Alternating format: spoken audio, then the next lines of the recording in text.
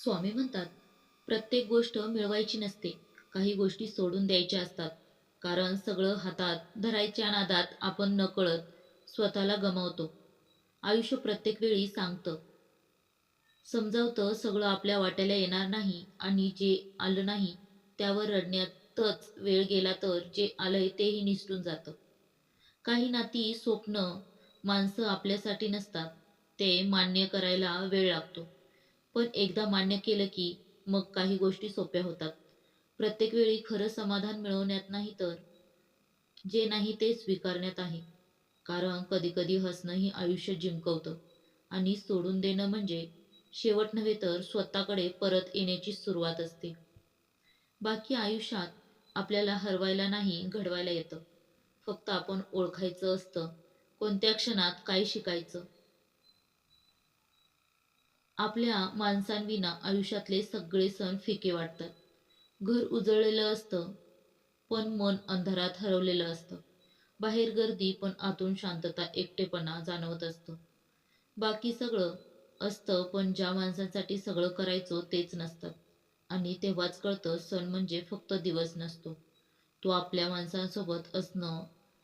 आपला माणूस काळाच्या आड गेला की सगळे सण, उत्सव फिके वाटतात. आपण समोरच्याला काय समजतो यापेक्षा समोरचा आपल्याला काय समजावतो हे खरं महत्वाचं असतं. कारण अनेक वेळा आपण मनापासून जपतो, पण समोरच्याच्या नजरेत आपली किंमतच नसते.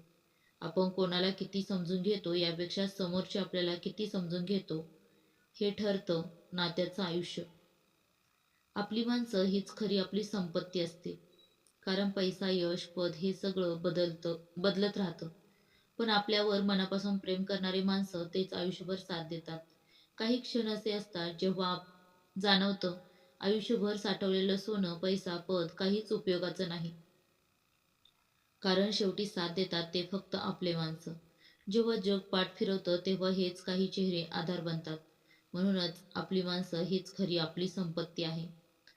सण असला की गावाकडे जाणं सांगून जातं की आई दाराशी उभी असते, डोळ्यात वाट बघणं, नजरेत एकच प्रश्न, येशील ना यावेळी? आणि आपण फक्त फोनवर हसून उत्तर द्यावं लागतं, हो आई, जमलं तर येईन. वडील अंगणात शांत बसलेले, न बोलता सुद्धा किती काही सांगतात. ते डोळ्यांनीच त्यांच्या चेहऱ्यावर दिसतं ते वय आणि मनात दडलेली आपली आठवण. शहरात सगळं मिळतं, पण त्या दोघांच्या मिठीत मिळणारं समाधान तिथं कुठेच नाही. शहरातल्या गर्दीत जगत राहतो आपण, पण मन मात्र अजूनही त्या घराच्या उंबरठ्यावर अडकलेलं असतं. आयुष्य कितीही शहरात गेलं तरी सणांची, घराची ओढ आणि आई वडिलांचं प्रेम हीच खरी संपत्ती आहे. सण साजरे करण्यासाठी सजावट लागते, पण सण जगण्यासाठी लागतं आपल्या माणसांची सोबत. घरात दिवे लागले की उजेड पडतो, भिंतीवर पण आपल्यामुळे. आई वडिलांच्या चेहऱ्यावर हसू आलं की उजेड पडतो मनावर. प्रत्येक गोष्ट ठराविक काळासाठीच आपली असते. कधी माणसं, कधी नाती, कधी वेळ. पण सगळ्यांचं आयुष्यात एक ठराविक स्थान आणि काळ असतो. सुरुवातीला सगळं आपल्या भोवतीच फिरतंय असं वाटतं. त्या माणसांशिवाय, त्या क्षणाशिवाय आपण जगू शकत नाही असंही वाटतं. पण वेळ हळूहळू सगळं शिकवते. कधी नाती दूर जातात, कधी स्वप्न अपूर्ण राहतात, कधी आपलीच माणसं अनोळखी होतात. आणि आपण तेव्हाच समजतो काहीही कामाचं नसतं, सगळं ठराविक काळापुरतंच असतं. त्या काळानंतर उरतात फक्त काही आठवणी, थोड्या हसऱ्या, थोड्या वेदनादायक. पण त्या आठवणींच्या माध्यमातून आपण पुन्हा जगायला शिकतो. कारण प्रत्येक गोष्ट संपते, पण तिचं अस्तित्व मात्र मनात कायम राहतं. बाकी सगळं काही एक वेळ येते आणि जातं. काळ बदलतो तसं सगळं दूर होत जातं. पण त्या काळात मिळालेल्या भावना मात्र आयुष्यभर सोबत राहतात. कधी-कधी सगळं चुकल्यासारखं वाटतं.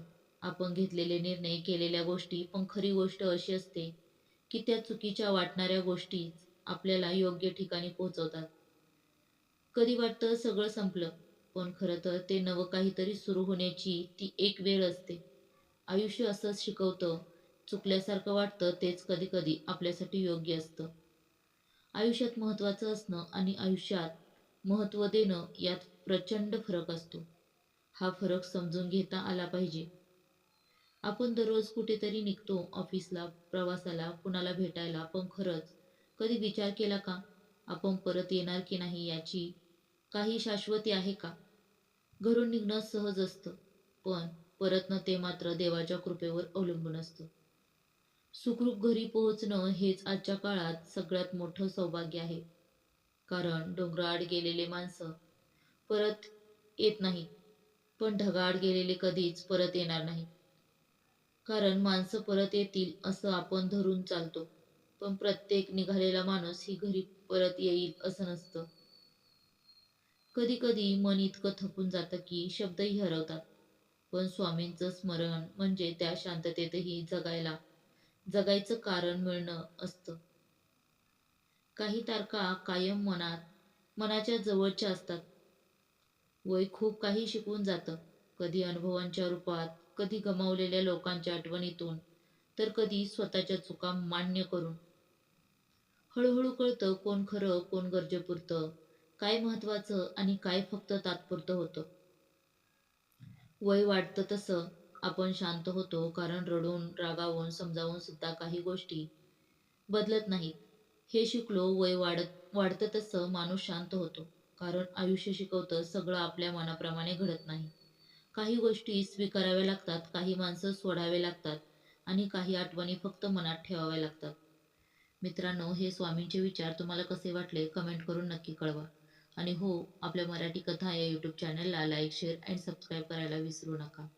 श्री स्वामी समर्थ. जय जय स्वामी समर्थ.